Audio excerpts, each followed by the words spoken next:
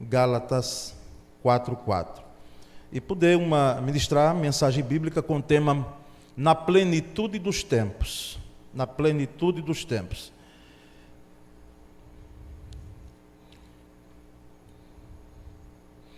E o texto diz assim: Mas vindo a plenitude dos tempos, Deus enviou seu Filho, nascido de mulher, nascido sob a lei. Amém? Graças a Deus. Meus irmãos e amigos que estão conosco, os que nos acompanham pela transmissão deste culto, a vinda de Cristo ao mundo não foi casual, ela não foi sem propósito. O nascimento de Jesus, o nascimento de Cristo Jesus, ele teve um propósito de Deus, da divindade, que inclusive o próprio Cristo, como segunda pessoa da triunidade, que cremos em Deus Pai, não é?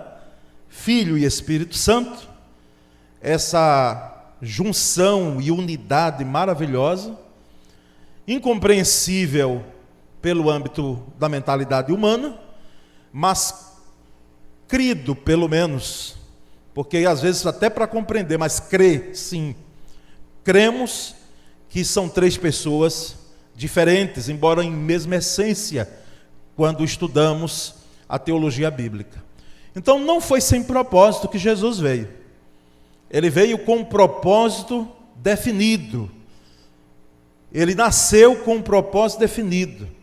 E ele veio na plenitude do tempo, ou dos tempos, com um tempo predeterminado pelos propósitos divinos. E entendemos então dessa forma que Deus, divindade, Pai, Filho e Espírito Santo, e aqui usando essa expressão muito mais a primeira pessoa da triunidade, é o Senhor da história. Ele tem a história, como nós costumamos falar, nas suas mãos. Ele é Senhor da história, ele intervém na história. Nada o pega de surpresa, nada acontece de fato, por acaso, sem que ele tenha conhecimento. Nada é feito debaixo do sol e acima da terra, nas regiões celestiais, podemos dizer, usando a expressão do apóstolo Paulo, sem passar pelo crivo do seu olhar. Então, ele é Senhor da história e age neste mundo para cumprir os seus propósitos. Então, a vinda de Jesus foi com um propósito definido por Deus. E o que seria então a plenitude dos tempos? E ontem, em confraternização com a família, né, com os meus irmãos, com os meus sobrinhos, foi-me dada a oportunidade de trazer uma reflexão à família, e foi justamente esse texto que eu frisei, destacando que essa plenitude dos tempos, Deus fez com que todo o cenário fosse preparado, para que Jesus viesse naquele tempo que veio, há pouco mais de 2000 anos atrás, historicamente.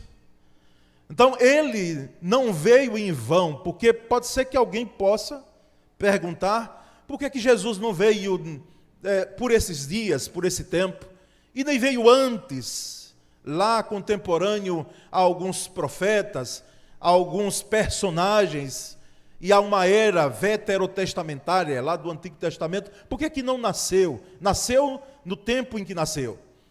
Embora hoje sabemos de que a questão da data, do dia especificamente, sobre o nascimento de Cristo é muito questionada, ser dia 25 de dezembro, mas eu quero confortar o coração dos irmãos e dar uma palavra à igreja, porque, como disse domingo passado, alguns segmentos ditos evangélicos pararam de cultuar, de celebrar o Natal.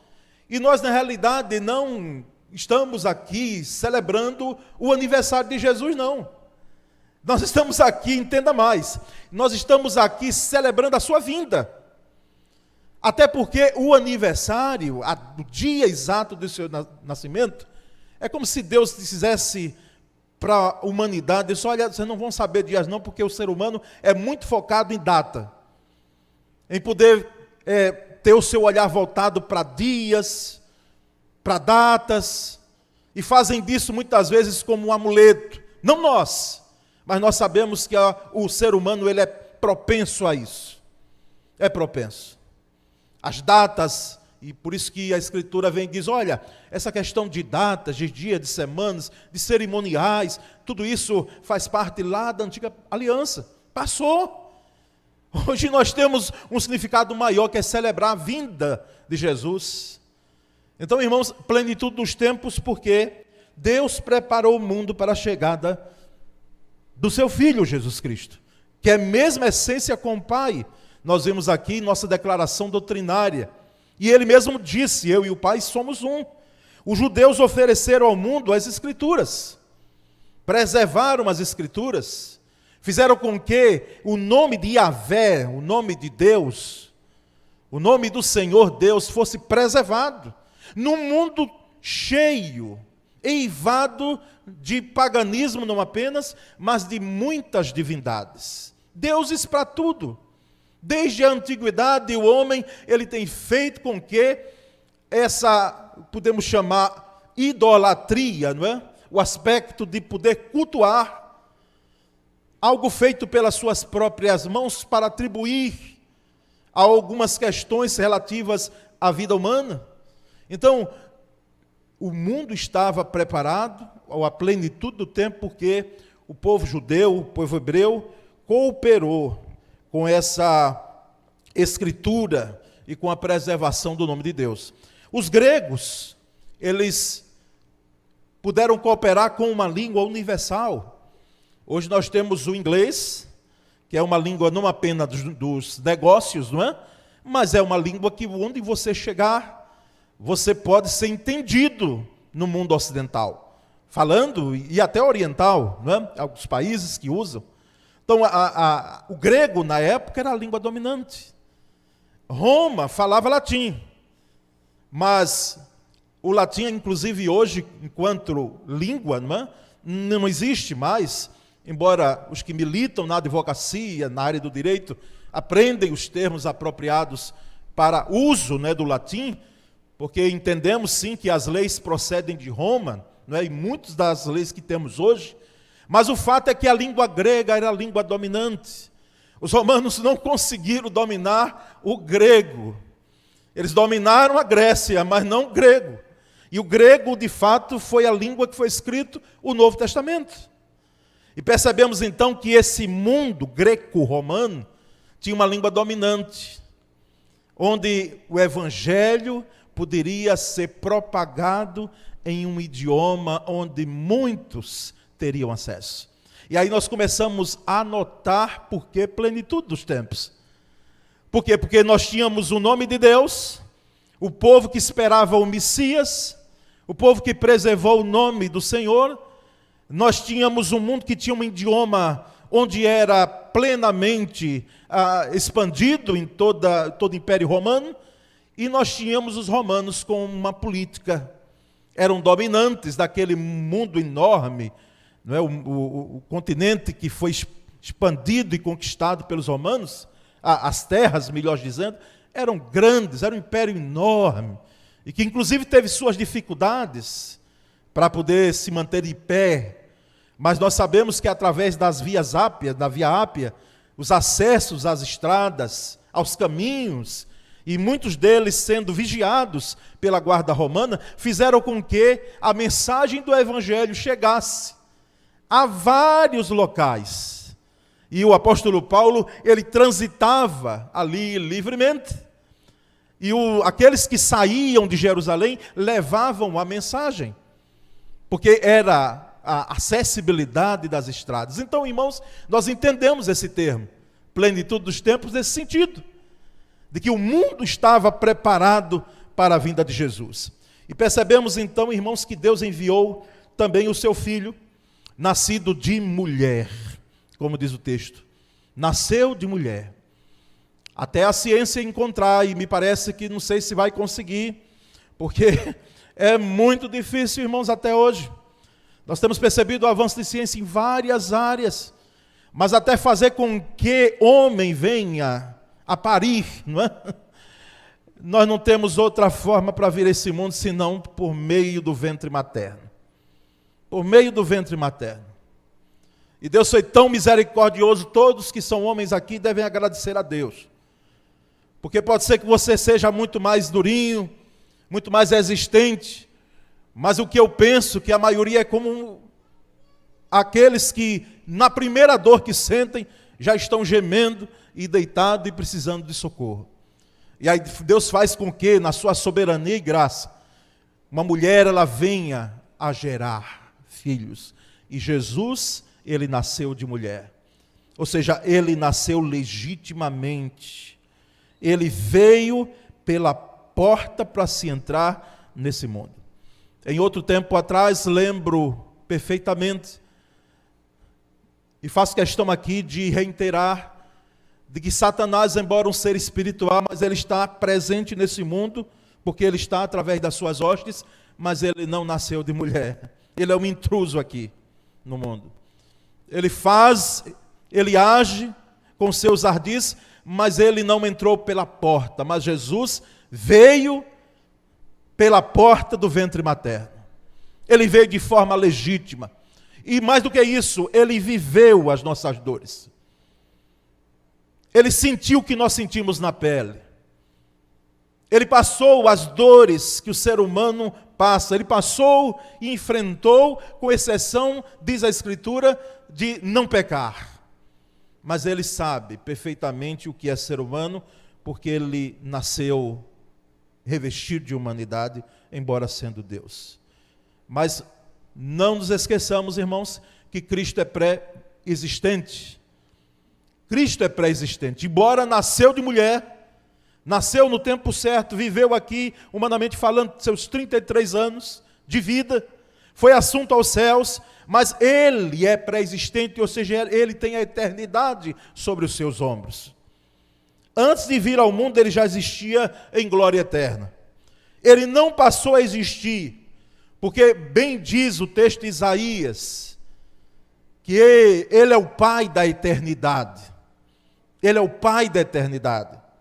Ele não foi criado como vimos hoje pela manhã, mas ele é o Criador. Ele é o Criador. Então percebemos então, irmãos, que Deus enviou seu Filho, nascido de mulher, para que fosse então revestido de humanidade, dentro desse aspecto que temos em relação a vir a esse mundo. Mas percebemos também que nem todos o céu e o que existe no céu pode conter a sua presença, porque ela é muito maior, ele é transcendente, como nós entendemos em teologia bíblica, mas ele se fez carne e habitou entre nós, como diz a carta aos Hebreus.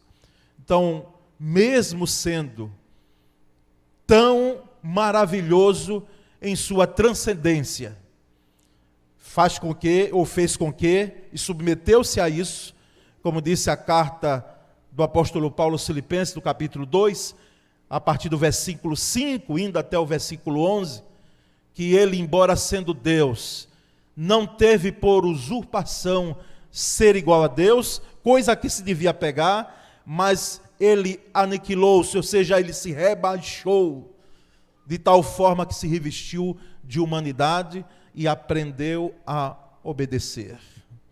Se tornou homem, sujeito às nossas fraquezas. E ele nasceu sob a lei, o texto diz. A parte C que podemos chamar, mas vindo à plenitude dos tempos, Deus enviou seu Filho, nascido de mulher, nascido sob a lei. Nascido sob a lei. O papel da lei, irmãos, é bom lembrar, nunca foi de salvar. A lei, ela não tinha condições de salvar. Não era o papel dela. A lei, ela veio como um pedagogo, como uma ponte.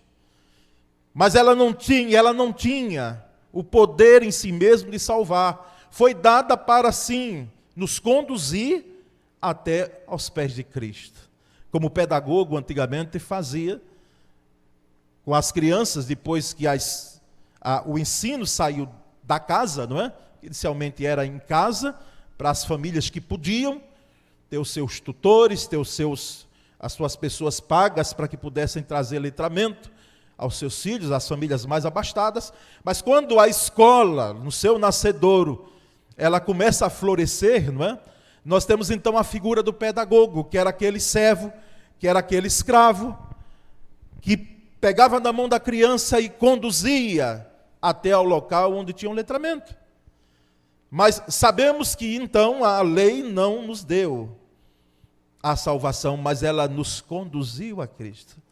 Por isso que precisamos entender o papel importante da lei. Provisório, temporário, mas importante porque ela nos levou, como eu disse, até aos pés de Cristo Jesus. Ela nos conduziu a Cristo. E Jesus cumpriu a lei que o primeiro Adão, lá no Éden, ele quebrou. Jesus vem e cumpre. Por isso que lá em Gênesis, reitero aos irmãos, tem uma promessa da vinda do Filho de Deus, que da semente da mulher nascerá um que esmagará a cabeça da serpente. E esse é Jesus Cristo. É esse que veio e que cumpriu a lei que Adão quebrou. E o segundo Adão agora cumpre cabalmente.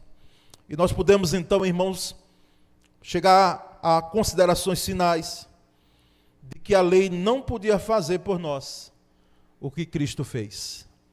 Por isso que o apóstolo Paulo, escrevendo aos Gálatas, ele diz: olha, ele nasceu sob a lei, mas de fato a lei não pôde e não pode fazer o papel que Cristo Jesus fez por nós. A lei só podia revelar o nosso pecado. Ela mostrava a nossa fragilidade. Ela mostrava a nossa natureza pecaminosa. Assim como, até hoje, dentro de um âmbito diferenciado, porque é o âmbito humano, nós, quando quebramos algum aspecto da lei, nós temos as nossas penalizações naturalmente. Talvez não chegue para todos, mas ela mostra claramente que houve um delito. Que houve. E no caso nosso, em relação a Deus, ficou escancarada a nossa pecaminosidade.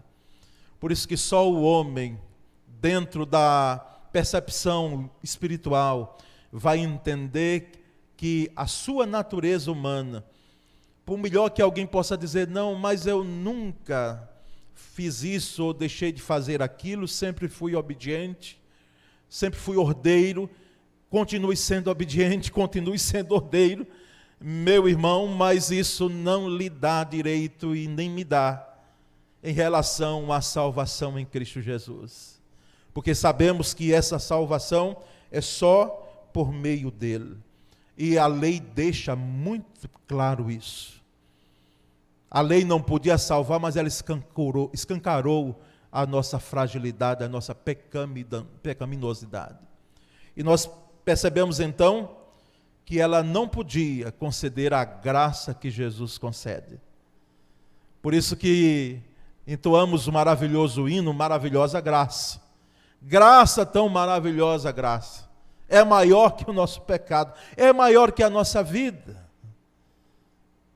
Porque quando Cristo veio, ele instaura o período de graça que a lei não pôde dar. A lei exigia que se cumprisse, que se cumpra.